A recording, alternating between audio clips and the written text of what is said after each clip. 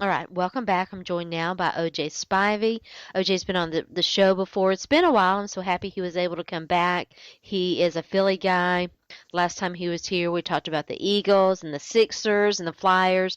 We'll talk about that too. We're going to really talk about the Olympics. That's not a topic that we've talked about as much as we typically do when it comes to sporting events. We did talk a little bit about some of my how hard it is for me, with the Olympics because I know the toll that it takes on these countries. But we'll go ahead and bring him in. Welcome back to the show. I really appreciate you sitting down with me. Oh, hi, Sharona. It's great to be back. I love being on the show. Thanks for having me. Well, I love having you, and it's been too long. I'm so glad we were Yes. able to make this happen. So tell everybody just a little bit about you and, what you do and how you came into sports. Oh, wow. I'll give you the Cliff Notes version, Sure, but sure. I've been a lifelong sports fan. I was since I can remember. I guess maybe 4 years old. Lifelong Philadelphian, of course, long-suffering Right. Philadelphia sports fan. But I kind of got into broadcasting. I would say, well, actually, I was a late bloomer. I always wanted to be. Tied to sports, whether it be broadcasting or so. I would imitate a lot of the greats that you see on TV, especially with football. Like a lot of people, they point to Pat Summerall and John Madden, but Uh-huh. I was a big NBC guy. I like more so Dick Enberg and Okay. those guys like that. Sure. But although I respected those people, but I kind of got into broadcasting school. Stumbled across broadcasting school because I wasn't a 4 year college grad, and so and I said, okay, I always wanted to at least be on the radio. A lot of people talked about my voice going through high school. That talked about, say I sound like I have a radio voice. Even still to this day, people stop me when they hear me talk. Oh, yeah? But yes, Yeah. but I don't particularly like my voice, by the way. But everybody tells me that I have a Well, you do. pretty You voice. definitely do have, a voice that's sort of, and you're an attractive guy. You could be on TV. You've got, the voice and the face to Yeah. do it. Yep. Well, thank you for that. But I decided since I was a big sports fan, and so many people told me about my voice, why not put two and two together and Sure. just try to, say. Actually, the big thing was the evolution of sports talk radio in the early '90s. Yeah. And then I said, wait, maybe that's something that I can do, even though I grew up as a shy kid.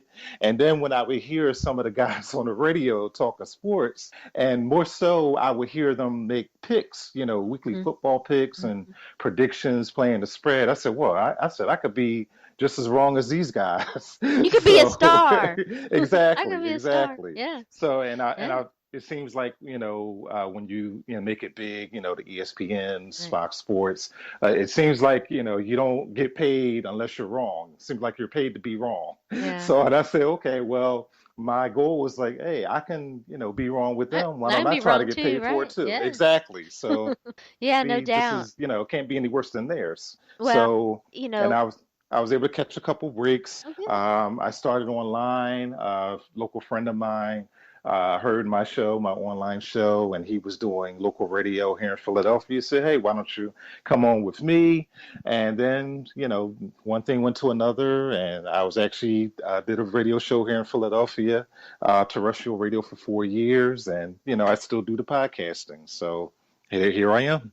Well, podcasting is so great because it does give, people who have traditionally been shut out from, there's not as much diversity. Things are Absolutely. changing, but there's definitely a need for more diversity Yeah.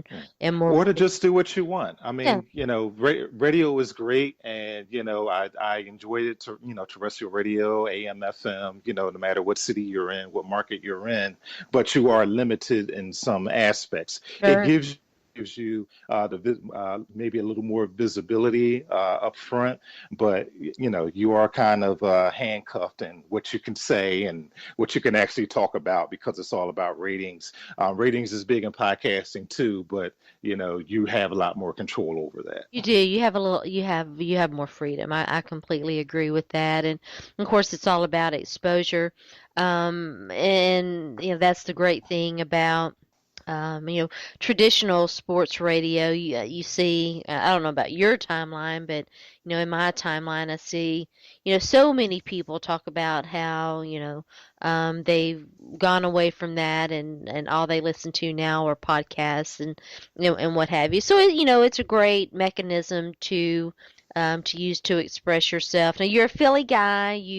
I know that you watch and cover, and you talk about the Eagles and the Flyers and the Sixers. But before we started, you were talking to me a little bit about the Olympics, and you're a lifelong Olympics fan. Yeah, I followed it ever since I was a kid, and I just love the sports. I love the different events. The Um, pageantry is really pretty amazing, isn't it? it really is also, and I'm a big track and field fan, and Yeah, in fact, I became a runner as I've gotten older. I enjoy running. I mean, I can only do an 8-minute mile, right. but I and I enjoy seeing the other sports. I mean, is it great to watch on television? And I guess this, probably something that we'll get a little more into. Not every sport is great to watch on television, but I think you have an appreciation of, seeing a swimmer, seeing a Michael Phelps, seeing a Katie Ledecky, and from a personal standpoint, seeing a Simone Manuel win the first gold medal as a Mm-hmm. African American woman. Hmm. But like you said, the whole spectacle, it's just always been fascinating to me. I know the Olympics has been, trashed, and the International Olympic Committee is corrupt. But then when you say that, is it that much more corrupt than, let's say, college athletics? Because it's almost like you want to pick and choose what's corrupt and what's not corrupt. I mean, we could talk all day about college football and Oh, sure. how they What a make meat the market it is, and yeah. yeah, meat market and the polling and of course, the college football playoff was supposed to solve every problem, right? Not necessarily. Right. So, Well, it's because still a work in progress, but yeah, I right, mean, it is pretty interesting. I think that's a great point because, even though it it's there's a lot of corruption in the world in general, and we could sure, definitely spend, and like sports is hours. not exempt. Yeah, So and we yeah, could spend hours, and when you look at you mentioned college, but like even looking at the National Football League, and let's look at what the Rams owner did to the city of St. Louis, and then sure, took his ball and ran to yeah, and L.A.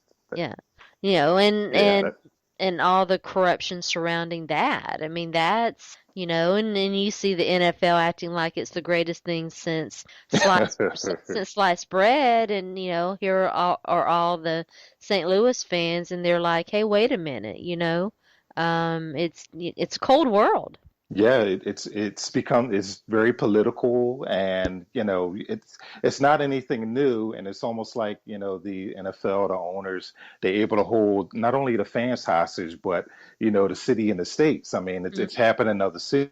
Yeah. We remember, we look back at what happened with the Colts and Baltimore, and then, they ended up getting their team from Cleveland, and you Well, saw everything that went down with Cleveland. yeah. So, Locally here with Tennessee and the Titans used to be the yeah, Houston Oilers and Bud Adams. Of absolutely, course, now he didn't right. pack up in the middle of the night and move. I mean, that was kind of a protracted deal, and now, fortunately, Houston has their own team, but there's still a lot of hard feelings Yeah, and there. it's also a double-edged sword too, because you have up and coming, states and cities. And I know like Nashville, that's, one of the fastest growing cities in America, longing for, professional sports, professional football team. They have a hockey team now. So, you have to look at both sides of the coin where maybe one city loses a franchise and then you have an up and coming city. You see hockey is coming to Vegas now. Who knows? Football might be next. So, it's a couple ways to look at it. And but at the end of the day, it's not perfect. Yeah, yeah, I'm actually surprised that it took this long for Vegas, but back to the Olympics, and I understand that. I think for me, and we won't get into this. I just mentioned it 'cause I want to talk about because the United States men and women's teams represented this country so well. But the thing Yes. that is so really concerning to me is what these countries do to their poor, and Yes. and getting ready to host the events. And what happened in Rio is unconscionable. I mean, it's just absolutely unconscionable. It's not like, and it happens. It doesn't happen here because there are, greater. I mean, people were literally killed. Poor, but in particular, poor minority men were killed in order, you know, Yes. they were moved and killed in order to make this happen, and it really, it's just troubling. But the event itself was, um, it was interesting because I think, possibly for the first time, we had a sort of like a Bermuda's Triangle of different things. First of all, more people are streaming things than ever before. Hmm. Second, NBC isn't particularly good at it. And third, Yes. we're living in an age of increased enlightenment and awareness of what it means to be a minority and what it means to be a woman. And you saw how the coverage of these events sort of intersected with all of that. Yeah, it certainly did, and then you throw in Title IX as well. That's very huge to talk about also, Yeah. and yeah, NBC has been heavily criticized, and um, They just as- made dumb statements. I mean, yes, in addition to the coverage itself being subpar, they made dumb statements, and it exhibited that they're so clueless yeah, they when it are, and when they it are. comes to. And one thing I learned, Sharona, coming up in broadcasting, that you have a lot of executives, whether it be television, radio, they actually don't know what they're talking about. No, They like to tell you they like to tell you they think they know, but they really don't. And the last people who they consult are actually the viewers and the listeners. So, or actually, consult people who interact with everyday listeners, everyday viewers, what they want, So I know they go after the highest possible rating. They listen more so to advertisers and their viewers, and I get that. Make money, and again, we see that with other sports as well. NFL is at the top of the list there, but again, there's other ways that you can do things, and I guess they did take advantage of say, hey, if you want to see something live, log on to our website and see it on there. We're not going to make it available at your convenience. since you're such a big fan and I'm a more casual viewer, it's great for me to have you on the show so that I can pose these questions to you, as a devoted fan and someone, because when, the times that I went to watch it, first of all, I was incredibly confused about where to find him. Yes, me as well. I Yeah, couldn't me as find well. Yes. anything, and so I would find something and be thankful that I could find it. But that was the first thing I noticed, and that was frustrating to me as a consumer. Yeah, it certainly was. And the only thing that seemed user friendly to me was number one, the gymnastics. And again, you get into the whole demographic thing. Okay, oh, we want to cater to women, or we want to cable to the casual sports fan. Look, I enjoy gymnastics just as much as anyone. But the Well, two gymnastics is one of my favorite events. it certainly is, yes, and I think the Olympics as a whole they do a great job, and just not so much the TV production, but just the whole setup. But also the between the gymnastics and between basketball, those are the two sports that I could find the easiest. But everything else is like, okay, I would get notifications on my phone. Yeah. Okay, let's watch a boxing. You'll say boxing, this person's going for a gold medal, and then I look to on my channels, I have DirecTV, Yeah. and I can't find it. It's Yeah. only streaming online. So yeah, it was quite frustrating. I was, excuse me, I was out of town, and because I don't have cable, but I was out of town and was in a place where they had Dish, and they had a channel that was devoted to you finding the coverage, and it's still I could Yeah, still couldn't. It was it was still awful. I confusing, right? couldn't find anything, and so it was like, and I know that there were a lot of criticisms of the fact that so many of the events weren't live and were aired after the fact, and what have you. Given the magnitude of the event, though, if you were advising, them, how can they better serve the consumers by doing this? Well, I think for one, it is a challenge because, of course, the So many Olympic. events.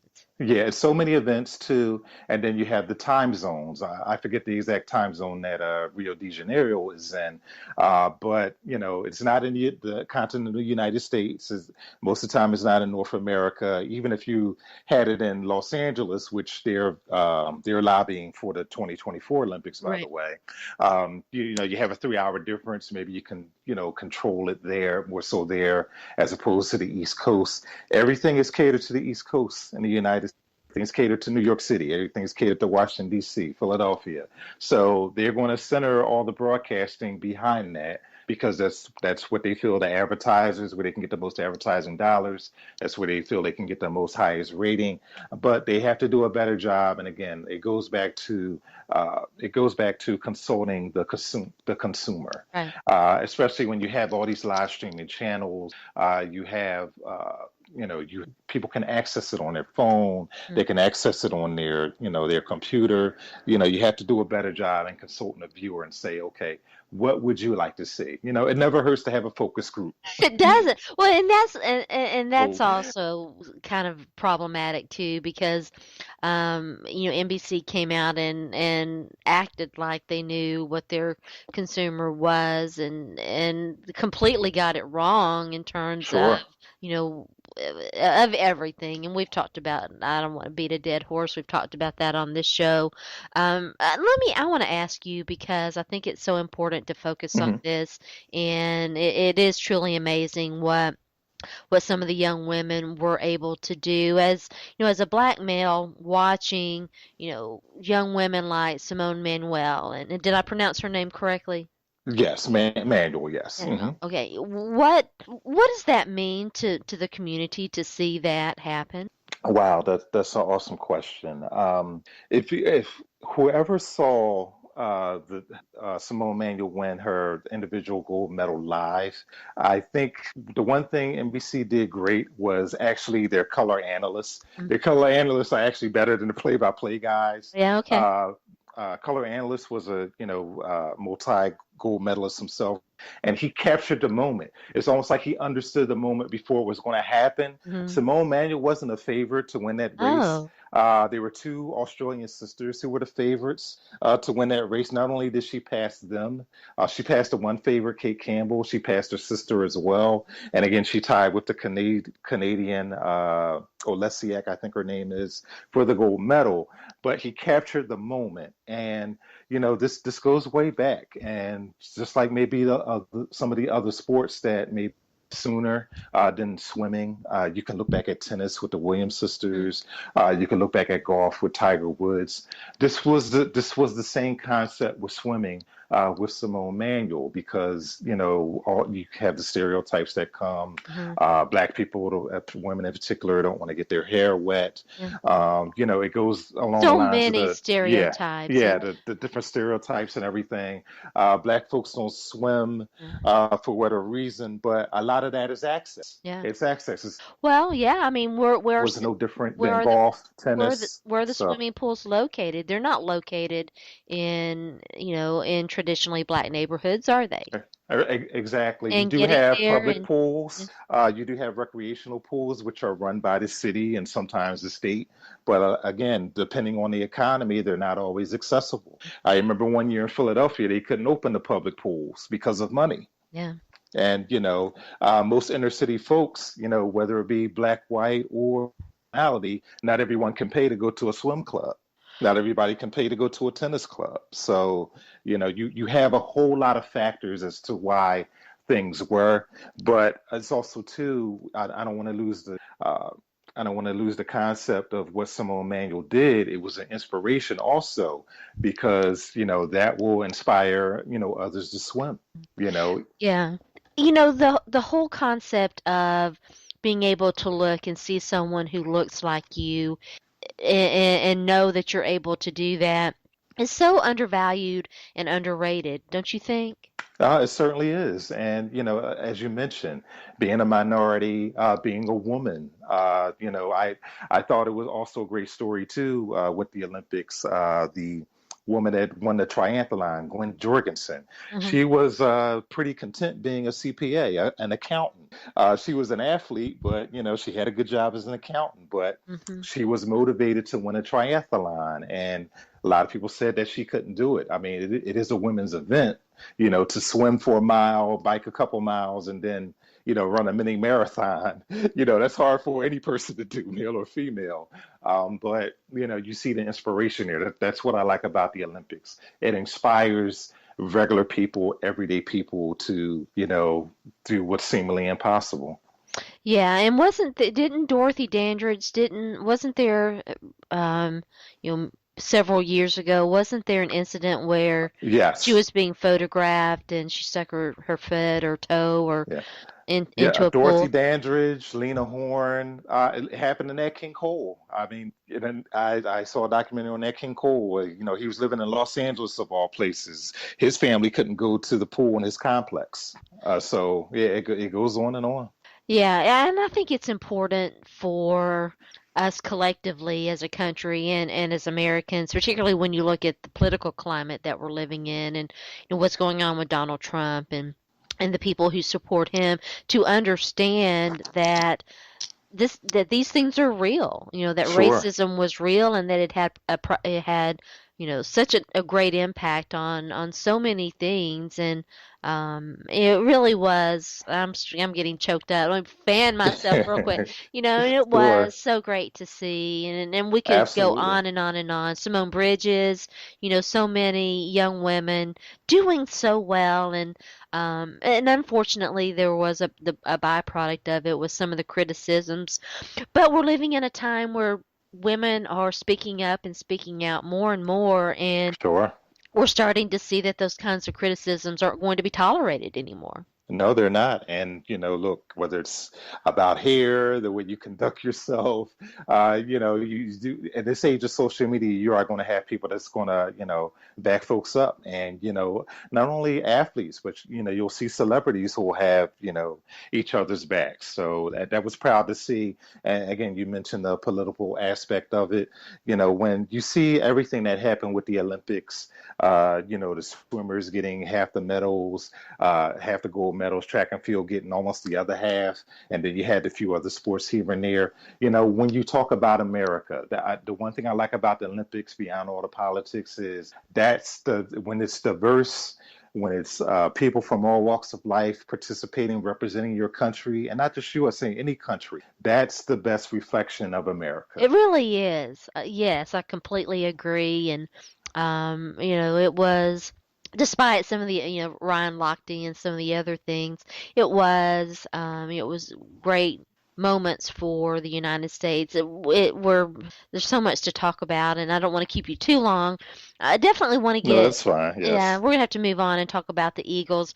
Really interesting. The Titans just made a trade with them Hmm. for, I believe his name is uh Daniel. Dorial, Dorial Yeah, Green Beckham, yeah. We yes, we the gave you wide guys. receiver. Yeah, we gave you guys Perhaps the savior for this maybe. subpar receiving core. Yeah, we gave you guys Dorial Beckham Green, and you For gave Dennis us Kelly, Dennis yes. Kelly. That's who I was trying to think of. I Uh, wanted to get your thoughts on Dennis Kelly, and find out what you think about him in terms of being a swing kind of offensive lineman. yeah.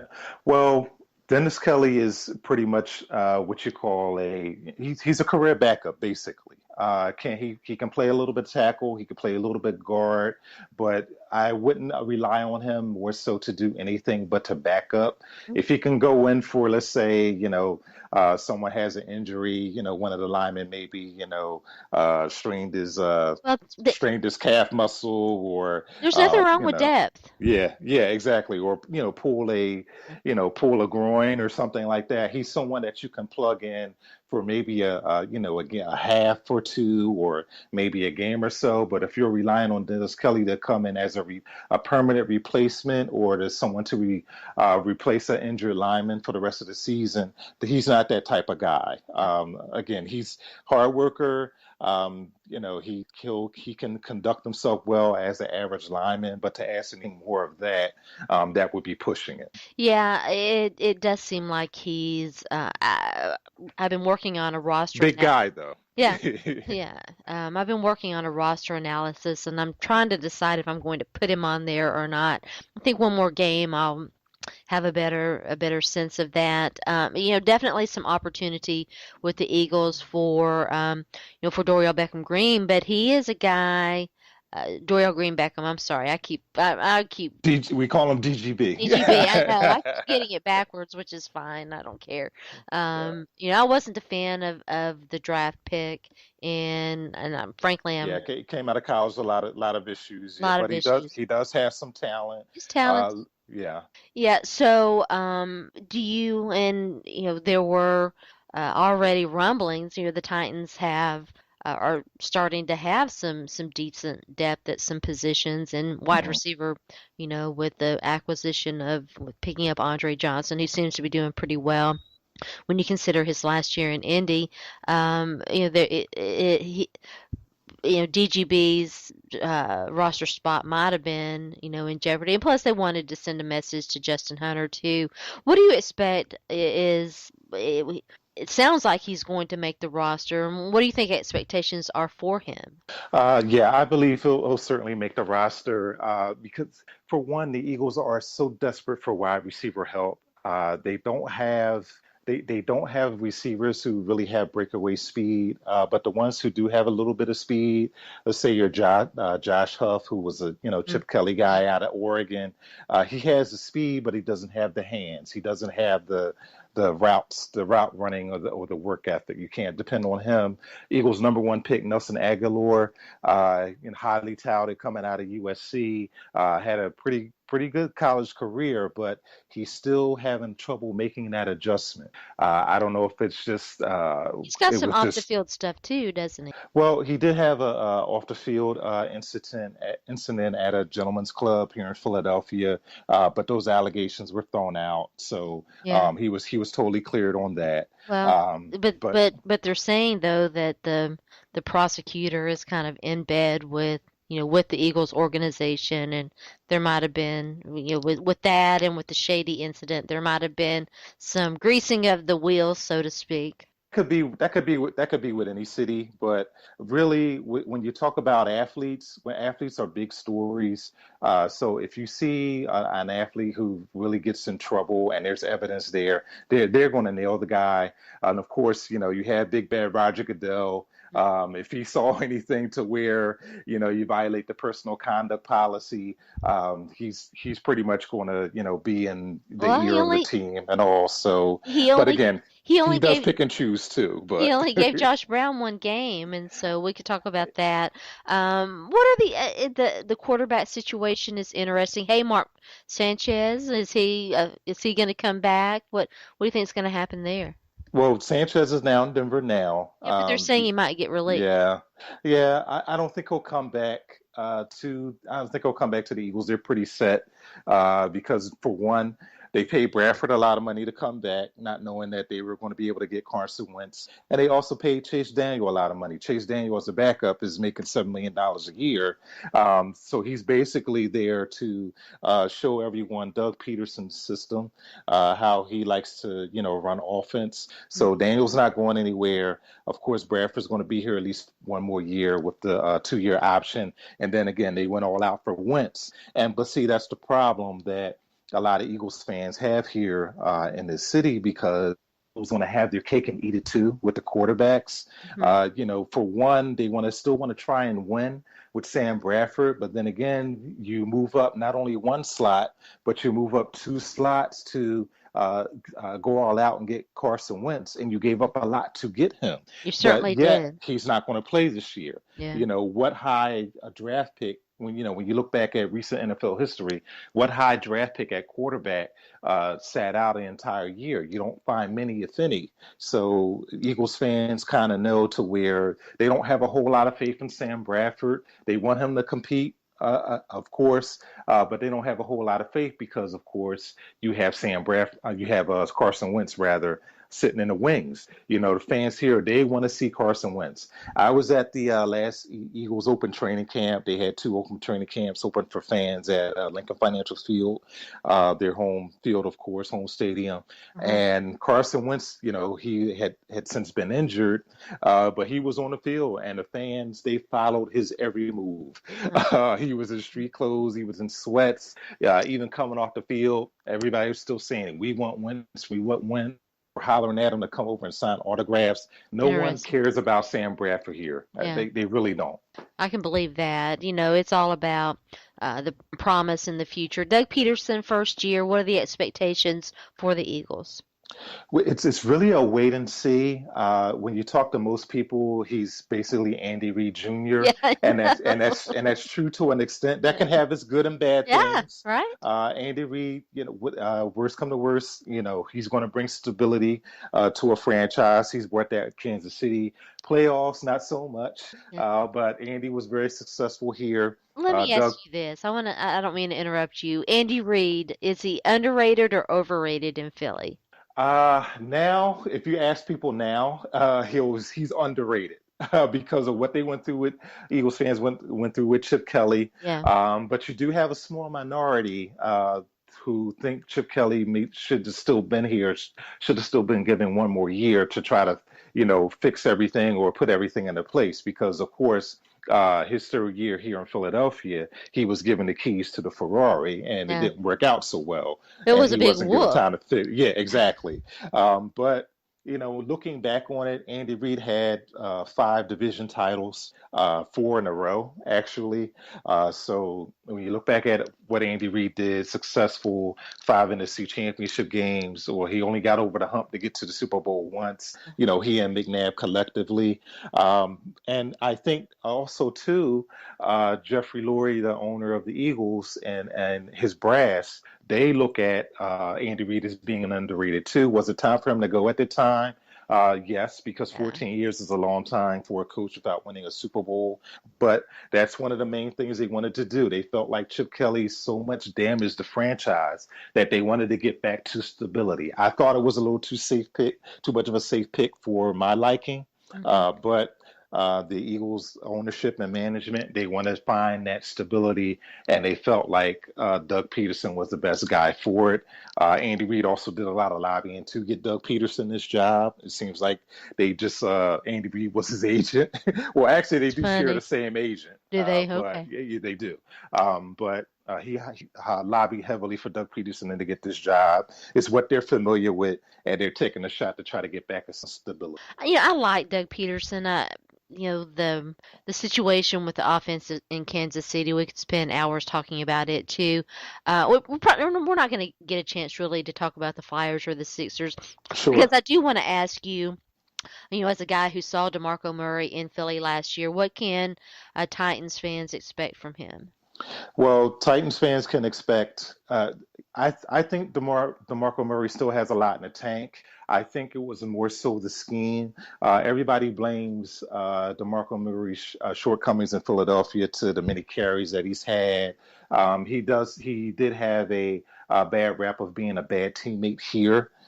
He wasn't the most popular guy in the locker room. But then again, when you come up from a franchise like the Dallas Yeah. Cowboys, you talk about Jerry Jones, you talk about the glamourism that is the Cowboys, and of course, Eagles fans hate the Cowboys here, and I'm sure a lot of other teams hate the Cowboys as Yeah. well. So that's not any different.